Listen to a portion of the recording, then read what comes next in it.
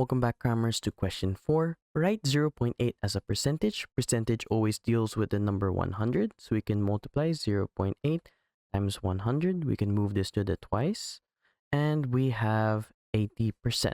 Write down the value of 3 in the number 4.7634.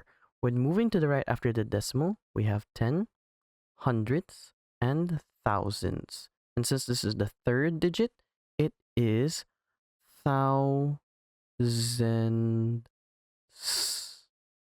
Write these decimals in order of size. Start with the smallest decimal. We can see that they're all formatted to 4 figures. We can also format this to 4 figures just by writing a 0 afterwards. Now that they're all formatted, we can see that 0.04 is the smallest, so we write 0.04. Then we have 0.042.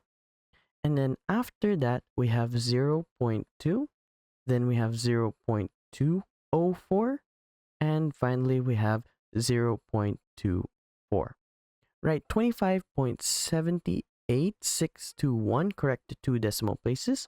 So right after the second decimal place is 6. And 1, 2, 3, 4, 5, 6, 7, 8, 9. 1 to 4 we round down. 5 to 9 we round up. And since 6 is in that range, we round up. So our final answer is 25.79. Find the square root of 1296. We can just use a calculator here. We have square root of 1296 gives us 36. Thanks for watching. Cram then scram.